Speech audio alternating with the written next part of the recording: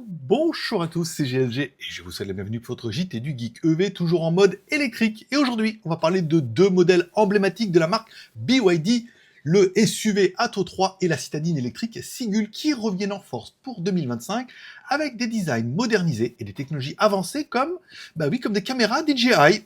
On vous détaille tout. Allez, on commence tout de suite par le BYD Atto 3 2025, le SUV compact qui monte en puissance.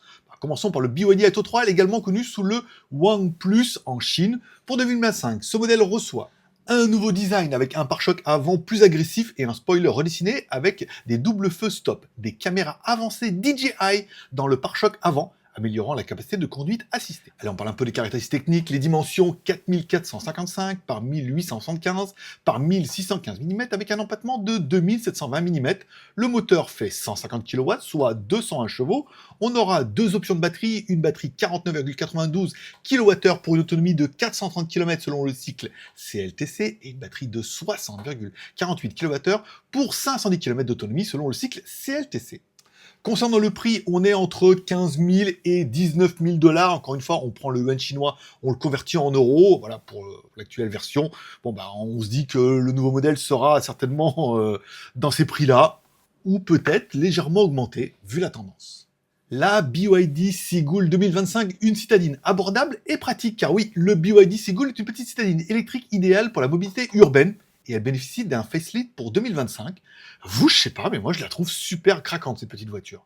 Allez, amélioration notable. Un nouveau pare-choc avec des éléments décoratifs modernes. Un système de vision à 360 degrés avec des caméras intégrées et des radars de stationnement avant pour plus de praticité. Au niveau des dimensions, 4780 par 1715 par 1540 mm avec un empattement de 2500 mm.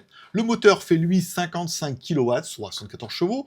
On aura deux options de batterie, une batterie de 30 kWh pour 305 km aux normes CLTC, une batterie de 38,9 kWh pour 405 km d'autonomie, toujours souvent les normes CLTC.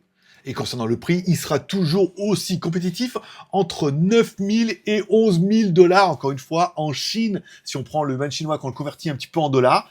Bon, même avec ces améliorations, on se doute qu'elle sera pas bien plus chère, mais on peut se dire que à ce prix-là, moi, c'est vraiment le genre de voiture qui me plairait bien. Allez, comparons maintenant l'Atto 3 versus la Sigul versus la concurrence ou le reste du monde. Bon, on parle de l'Atto 3, de la Sigul, on la compare évidemment à la Wuling Bingo, on est dans le même gabarit, ou la BYD Dolphin, qui est un peu le modèle au-dessus de la Sigul.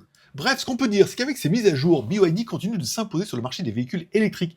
L'Atto 3 vise les familles, avec son espace et ses fonctionnalités avancées, tandis que la Sigul séduit les citadins avec un prix imbattable et sa praticité. Alors, laquelle de ces deux modèles préférez-vous? Dites-le moi directement dans les commentaires. Allez, merci d'avoir regardé cette vidéo. Si cette vidéo vous a plu, n'oubliez pas de mettre un like ou un dislike, car tous les pouces sont permis, de mettre un petit commentaire pour dire ce que vous pensez déjà peut-être de BYD ou de ces deux nouvelles voitures.